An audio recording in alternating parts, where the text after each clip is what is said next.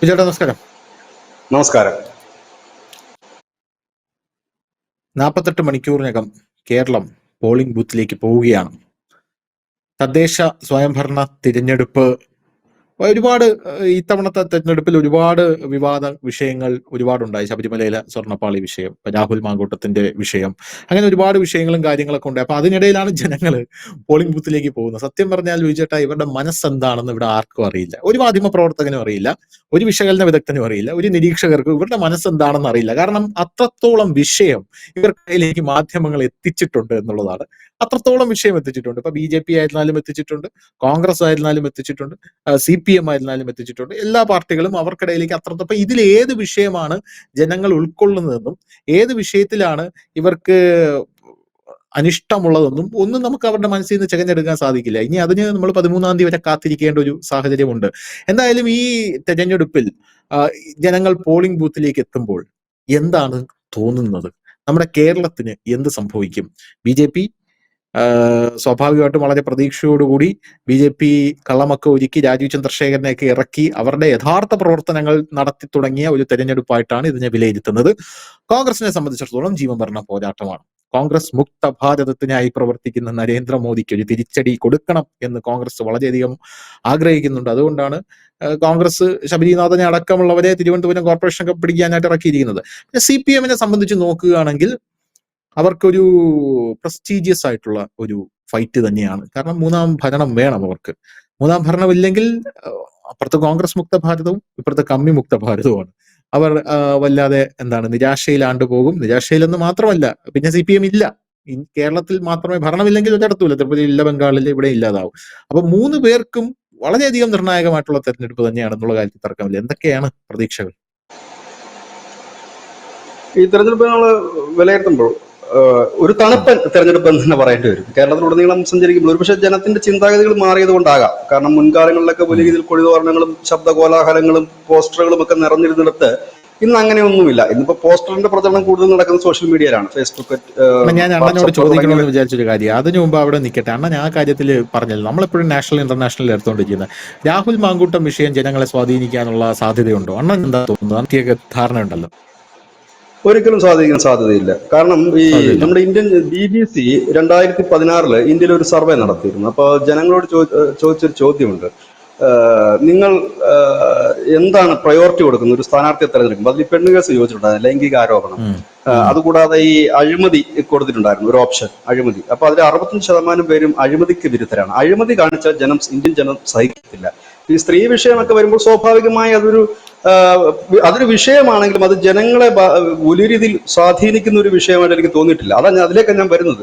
അപ്പൊ പൊതുവെ ഒരു തണുത്ത തെരഞ്ഞെടുപ്പ്. കാരണം ഈ ജനം വളരെ പ്രിപ്പയർ ആണ്. മുമ്പ് അങ്ങനെയല്ല. തലേ ദിവസം വരെ വന്നിട്ട് നമ്മൾ വോട്ട് ചോദിക്കൊണ്ടിരിക്കുക ഗതികേടില്ലായിരുന്നു സ്ഥാനാർത്ഥികളും രാഷ്ട്രീയ പാർട്ടി. ഇന്നിപ്പോ അതിന്റെ ആവശ്യമില്ല. കാരണം ജനം കുറെയൊക്കെ ബോധവാന്മാരാണ്. ഈ സോഷ്യൽ മീഡിയയുടെ വരവോടുകൂടി തന്നെ ഒരുപാട് ചാനലുകൾ കാണുന്നുണ്ട്, ഒരുപാട് വാർത്തകൾ കാണുന്നുണ്ട്. നമ്മുടെ വീട്ടിലെ കുടുംബത്തിലുള്ള സ്ത്രീകൾക്ക് പോലും കൃത്യമായി തന്നെ ധാരണയുണ്ട്. ഇന്നലെ മിനിഞ്ഞാന്ന് ഞാൻ ഏഷ്യാനെറ്റിന്റെ ഒരു പരിപാടിയുണ്ട്, ഈ ക്യാമ്പസുകൾ കയറി ഇറങ്ങിയിട്ട് ഉള്ളൊരു പരിപാടിയാണ്. അതൊരു പെൺകുട്ടി അതിന്റെ അപ്പൊ അതിനകത്ത് ഈ ഒരു പെൺകുട്ടി വളരെ ഭംഗിയായിട്ടാണ് ശബരിമല വിഷയത്തെ പറയുന്നത്. വളരെ അക്കമിട്ടാണ് അത് കൃത്യമായി മിടുക്കിയ ഒരു കുട്ടി. എനിക്ക് തോന്നുന്നു 10-18 വയസ്സുള്ള ഒരു പെൺകുട്ടിയാണത്. അപ്പൊ ആ കുട്ടികൾക്ക് വരെ കൃത്യമായ ഒരു ബോധം ഈ രാഷ്ട്രീയത്തെ കുറിച്ചുണ്ട്, ഈ നാടിനെ കുറിച്ചുണ്ട്, എല്ലാത്തിനെ കുറിച്ചുണ്ട്. ഇവിടെ ശബരിമല വിഷയം അതൊരു വോട്ടിൽ പ്രതിഫലിക്കുക തന്നെ ചെയ്യും. നമ്മൾ വിചാരിക്കും അതൊന്നും ആരും ശ്രദ്ധിക്കുന്നില്ല എന്ന് നമ്മൾ വിചാരിക്കുന്നതല്ല. വലിയ രീതിയിൽ തന്നെ അതിനെ പ്രതിഫലിക്കും. ഒരുപക്ഷെ ശബരിമല ഈ സ്ത്രീകൾ കടന്ന് കയറിയതിനേക്കാൾ, അന്ന് ഈ സ്ത്രീകളെ കയറ്റിയതിനേക്കാൾ കൂടുതൽ പ്രശ്നം ഇല്ലെങ്കിൽ എഫക്റ്റ് ഈ അമ്പല ഈ മോഷണം, ഭഗവാന്റെ മോഷണം നടന്നത് എഫക്റ്റ് ചെയ്യുക തന്നെ ചെയ്യും. അത് പ്രത്യേകിച്ച് തിരുവനന്തപുരം, കൊല്ലം, പത്തനംതിട്ട, ഇടുക്കി, ആലപ്പുഴ ജില്ലകൾ, അതാണല്ലോ 1-ാം ഘട്ടം തെരഞ്ഞെടുപ്പ് നടക്കുന്നത്. ആ ജില്ലകളിൽ അത് എഫക്ട് ചെയ്യും, യാതൊരു ഡൗട്ടും ഇല്ലാത്ത കാര്യമാണ്. പക്ഷെ അത് ജനങ്ങൾക്കിടയിൽ, സാധാരണപ്പെട്ടവർക്കിടയിൽ വലിയ പ്രതിഷേധം അതിനെക്കുറിച്ചിട്ട്. എവിടെ ചെന്ന് കഴിഞ്ഞാലും ആൾക്കാർക്ക് രാഹുൽ മാങ്കൂട്ടം കീങ്കൂട്ടം ഒന്നും കേൾക്കേണ്ട കാര്യമൊന്നുമില്ല. ആൾക്കാർക്ക് അത് നമ്മൾ രസിക്കാൻ വേണ്ടിയിട്ട് കേൾക്കുന്നു എന്നുള്ളത് മാത്രമേ ഉള്ളൂ. പക്ഷെ ആൾക്കാർക്ക് ഇത് വളരെ എഫക്റ്റീവ് ആണ്. പല സാധാരണപ്പെട്ടവരുടെ വീടുകളിലും സാധാരണപ്പെട്ട വീട്ടമ്മമാരുൾപ്പെടെ, പ്രായമുള്ള ഉൾപ്പെടെ പറഞ്ഞു, നമ്മുടെ എല്ലാം കൊണ്ടുപോയില്ലേ ഭഗവാന്റെ എന്ന് പറയുന്ന നിലയിലേക്ക് വന്നു. അത് എഫക്ട് ചെയ്യും. അതിനെ മറികടക്കുന്നതിന് വേണ്ടിയിട്ടാണ് ഇപ്പോൾ ഈ രാഹുൽ മാങ്കൂട്ടത്തിന്റെ വിവാദം കൃത്രിമമായി ഉണ്ടാക്കുകയാണെന്ന് ഞാൻ കരുതുന്നില്ല. തെളിവടക്കം പുറത്തു വന്നതാണ്. ഒരു പൊതുപ്രവർത്തകൻ കാണിക്കേണ്ട മര്യാദയൊന്നും രാഹുൽ മാങ്കൂട്ടത്തിൽ കാണിച്ചില്ല. അദ്ദേഹം പൊതുപ്രവർത്തകനായിരിക്കാൻ യാതൊരു യോഗ്യതയും ഇല്ലാത്തവനാണ്.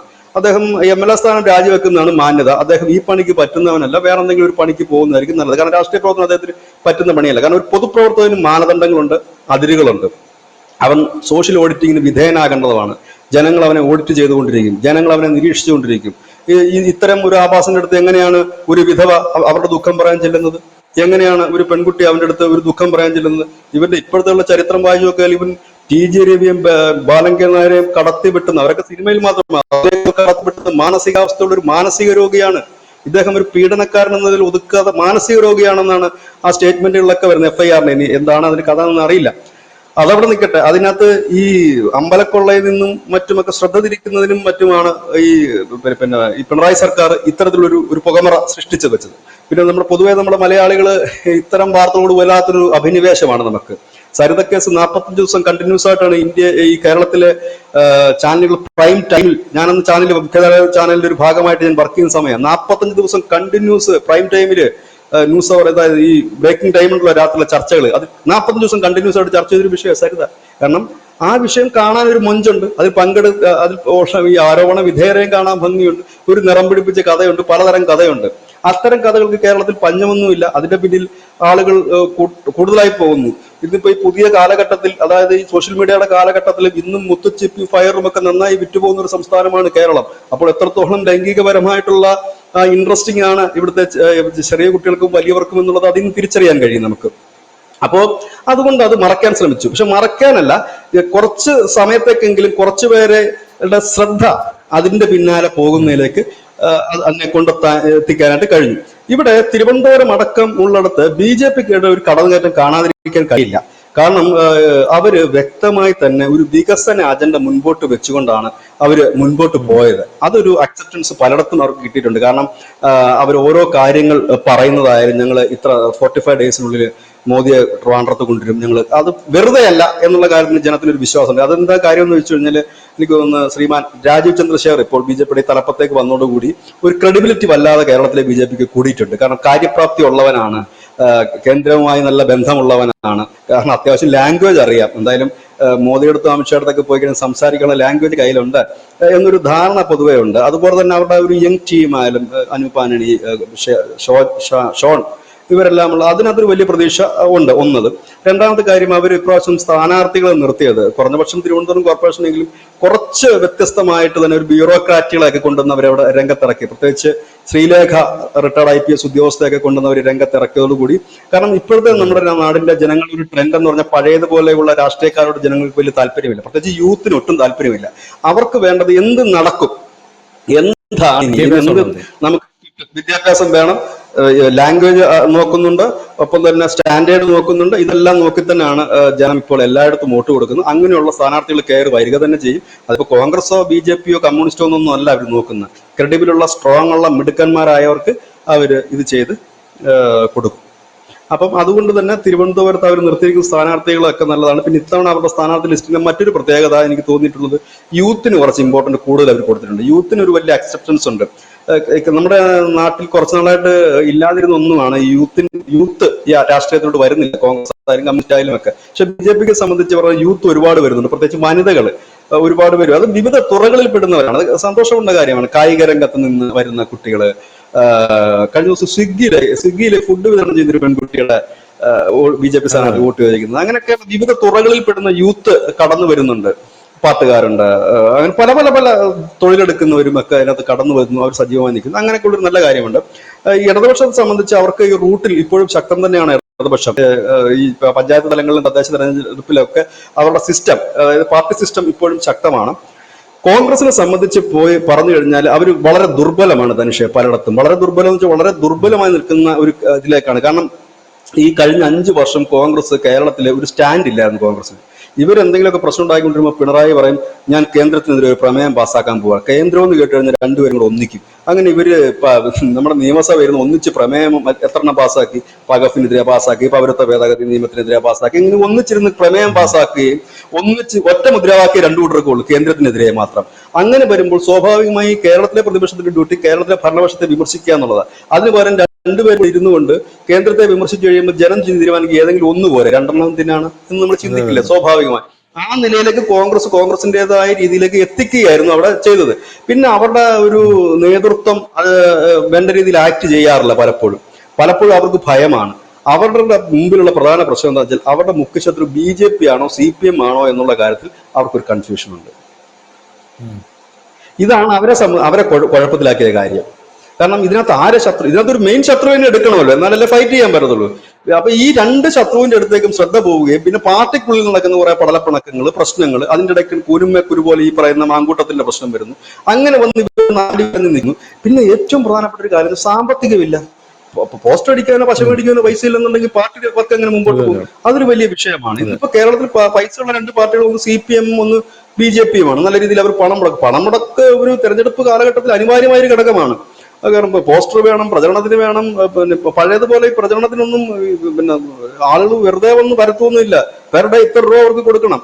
അപ്പൊ ഇങ്ങനെയുള്ള ചായ, വെള്ളം, ഫുഡ്, എങ്ങനെ കാര്യങ്ങളെല്ലാം കൊടുക്കണം. അപ്പൊ ഇതിലെല്ലാം പണം വേണം. അപ്പൊ പണത്തിന്റെ ഒരു വലിയ പ്രശ്നവും ഉണ്ട്. മറ്റൊന്ന് എന്ന് പറഞ്ഞു കഴിഞ്ഞാൽ അമിതമായി തന്നെ മുസ്ലിം ലീഗിനെ ആശ്രയിക്കേണ്ട, അല്ലെ മുസ്ലിം സമുദായത്തെ ആശ്രയിക്കേണ്ട ഒരു അവസ്ഥയിലേക്ക് കോൺഗ്രസ് എത്തുകയും ചെയ്തു. അതായത് കോൺഗ്രസ് മുൻപ് കേരളത്തിൽ എല്ലാ മേഖലകളിലും ഉണ്ടായിരുന്നിടത്ത് അവർ ചുരുങ്ങി വന്ന് ഇപ്പോൾ ഒരു മുസ്ലിം ലായത്തിൽ കെട്ടുന്ന ഒരു കുതിരയായി അത് മാറിക്കൊണ്ടിരിക്കുന്നു എന്നുള്ളതാണ് ഈ പൊളിറ്റിക്സ് നമുക്ക് കാണിച്ചു തരുന്നത്.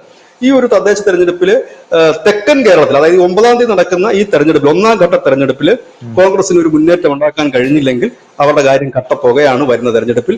കാരണം അവർക്ക് ഇനി മുമ്പോട്ട് അധികം പിടിച്ചു നിൽക്കാൻ കഴിയില്ല. കാരണം വടക്ക് നിന്ന് മാത്രം സീറ്റുകളെല്ലാം കൂടെ വാരി കിട്ടത്തില്ല. ആ കിട്ടുന്ന സീറ്റുകൾ മുഴുവൻ കൊണ്ട് ഭരിക്കാൻ പറ്റില്ല. തെക്ക് അവരുടെ, പ്രത്യേകിച്ച് തിരുവനന്തപുരം, അവിടെ നിയമസഭാ മണ്ഡലങ്ങളുടെ എണ്ണവും കൂടുതലാണ് ആ ജില്ലയിൽ. കൊല്ലം, ഈ ഒരു മധ്യ തിരുവിതാംകൂർ മാത്രം ഏതാണ്ട് 44 സീറ്റുകൾക്ക് മുകളിലുണ്ട്. ആ സീറ്റുകളൊക്കെ കോൺഗ്രസിന് പ്രതീക്ഷയുള്ള സീറ്റുകളാണ്. പ്രത്യേകിച്ച് ക്രിസ്ത്യൻ മേഖലയിൽ അടക്കം പ്രതീക്ഷയുള്ള മേഖലകളാണ്. പക്ഷെ അവിടുന്നൊക്കെ എത്രത്തോളം സീറ്റ് ഇവർക്ക് ലഭിക്കും എന്നുള്ളത് കാത്തിരുന്ന് കാണേണ്ടി വരും. അതായത് കുറഞ്ഞതൊരു 20 സീറ്റ്, 22 സീറ്റെങ്കിലും ഈ മേഖലകളിൽ നിന്ന് നിയമസഭയിലേക്ക് അവർക്ക് ജയിച്ചു കയറാൻ പറ്റിയില്ല എങ്കിൽ കോൺഗ്രസിന്റെ കാര്യം കട്ടപ്പോകയാണ്. ഇടതുപക്ഷത്തെ സംബന്ധിച്ച് അതല്ല. ഇടതുപക്ഷം ഏറ്റവും കൂടുതൽ പ്രതീക്ഷ വെക്കുന്നത് ഈ പറയുന്ന മധ്യ തിരുവിതാംകൂർ, തെക്കൻ തിരുവിതാംകൂറാണ്. കാരണം അവർക്ക് അവിടെ പണ്ടോട്ടേ ഒരു ബാലികാറാം മലയാണ്. ഇപ്പം ഇവിടെ അവർ സ്ട്രെങ്ത് തെളിയിച്ചു കഴിഞ്ഞാൽ വടക്ക് അവരെ സംബന്ധിച്ച് സേഫ് തന്നെയാണ്. അതിപ്പം കണ്ണൂരായാലും കോഴിക്കോടായാലും പാലക്കാടായാലും അവരെ സംബന്ധിച്ച് സേഫ് സോണിൽ തന്നെയാണ്. നിയമസഭയും തദ്ദേശവും, പാർലമെന്റ് അല്ല ഞാൻ പറഞ്ഞത്. പാർലമെന്റ് ഒക്കെ കൈവിട്ട് പോയി. പാർലമെന്റ് ഇനി അടുത്ത തെരഞ്ഞെടുപ്പ് വരുന്നത് BJP വേഴ്സസ് CPM ഓ BJP വേഴ്സസ് കോൺഗ്രസോ ആയിരിക്കും. അത് മാറി, അത് പാറ്റേണേ മാറിപ്പോയി. ഇപ്പൊ നടക്കുന്ന ലോക്സഭ തെരഞ്ഞെടുപ്പ് അങ്ങനെ പോകും. പക്ഷെ തദ്ദേശവും നിയമസഭയും അങ്ങനെയല്ല. ഏതായാലും ഒരു വല്ലാത്ത തെരഞ്ഞെടുപ്പായി പോയി. ചത്ത് കിടക്കുന്ന ഒരു അന്തരീക്ഷം, ഒരു ശാന്തമായ അന്തരീക്ഷം. പക്ഷെ അടിയൊഴുക്കുകൾ വ്യക്തമാണ്. വോട്ടർമാരൊന്നും ഇപ്പോഴല്ല, വളരെ നേരത്തെ തന്നെ അവർ തീരുമാനം എടുത്തു കഴിഞ്ഞു. അവരെല്ലാം ഓരോ വാർത്തയും സാഹൂതം വീക്ഷിക്കുന്നുണ്ട്. അതിനനുസരിച്ച് വോട്ട് ചെയ്യപ്പെടുമെന്ന് തന്നെയാണ് ഞാൻ ഉറച്ചു വിശ്വസിക്കുന്നത്. കാരണം ഞാൻ ഒരുപാട് പേരോട്ട് സംസാരിക്കുന്നുണ്ട്. അപ്പോഴൊക്കെ അവർ ഈ അമ്പല വിഷയം വളരെ സജീവമായിട്ട് അവരെ ഉയർത്തിക്കൊണ്ടുവരുന്നു. പ്രത്യേകിച്ച് നരേന്ദ്രമോദിയുടെ വികസനം അവർ വലിയ രീതിയിൽ ചർച്ച ചെയ്യുന്നുണ്ട് ആളുകൾ. നരേന്ദ്രമോദി അത് ചെയ്യും, പുള്ളി മിടുക്കനാണ് എന്ന്, അതായത് ഈ BJP കാരൊന്നും അല്ലത്, അങ്ങനെയുള്ളവർ ചർച്ച ചെയ്യുന്നുണ്ട്. ഇതും ഇതിനകത്ത് എഫക്ട് ചെയ്യുന്ന ഒരു കേസാണ്. രാഹുൽ മാങ്കൂട്ടെ എഫക്ട് ചെയ്യാൻ യാതൊരു രാഷ്ട്രീയ വിഷയമല്ലത്. അത് ഈ തെരഞ്ഞെടുപ്പിനെ ബാധിക്കുന്ന ഒരു വിഷയമേ അല്ലത്. അതൊരു തെമ്മാടി, ഇല്ലെങ്കിൽ അങ്ങനെ ഒരു വ്യക്തി നടത്തുന്ന ഒരു കാര്യം. അതിനെ കോൺഗ്രസുമായിട്ട് കൂട്ടിക്കുഴയ്ക്കുന്നതിനെ പോലും ഞാൻ അതിനെ യോജിക്കുന്നില്ല. കാരണം അത് കോൺഗ്രസിന്റെ തെറ്റല്ലല്ലോ, ഒരു രാഷ്ട്രീയ പാർട്ടിയുടെ തെറ്റല്ലല്ലോ അത്. അപ്പൊ അതിനെ കൂട്ടി പിന്നെ അവർ നല്ല മാന്യമായ ഒരു നടപടി എടുത്തു. കോൺഗ്രസ് അദ്ദേഹത്തെ പുറത്താക്കി എന്നാണ് ഞാൻ മനസ്സിലാക്കുന്നത്. നല്ല കാര്യമാണ്, അതൊക്കെ നല്ലൊരു കാര്യം തന്നെയാണ്. പിന്നെ CPM സംബന്ധിച്ച് അവരുടെ മിഷണറികൾ ഇപ്പോഴും എണ്ണയിട്ട് എണ്ണം പോലെ പ്രവർത്തിക്കുകയാണ്. അതുകൊണ്ട് അവർക്ക് അങ്ങനെ വലിയ ഒരു തോൽവി, അങ്ങനെ ഭയങ്കര പരാജയം എന്നുള്ളത് അവർ പ്രതീക്ഷിക്കുന്നേയില്ല, പ്രത്യേകിച്ച് തദ്ദേശ തെരഞ്ഞെടുപ്പിലൊക്കെ. പക്ഷെ ഞാനീ പറയുന്നില്ലേ, ഈ 9-ാം തീയതി നടക്കുന്ന തെരഞ്ഞെടുപ്പ് അവരെ സംബന്ധിച്ച് നിർണായകമാണ്, കോൺഗ്രസിനെ സംബന്ധിച്ച് നിർണായകമാണ്, BJP സംബന്ധിച്ച് നിർണായകമാണ്. 2ാം ഘട്ട തെരഞ്ഞെടുപ്പ് എന്ന് പറയുമ്പോൾ BJPക്ക് തൃശ്ശൂർ മാത്രമേ ഉള്ളൂ വലിയ, തൃശ്ശൂർ പാലക്കാട് അവർ വലിയ ഹൈപ്പ് കൊടുക്കുന്ന 2 സ്ഥലങ്ങൾ. ബാക്കിയുള്ള സ്ഥലങ്ങളിലൊക്കെ കോൺഗ്രസിന്റെ ജീവൻ അന്ത്യ പോരാട്ടം നടക്കുന്ന സമയവും സ്ഥലങ്ങളുമാണ്.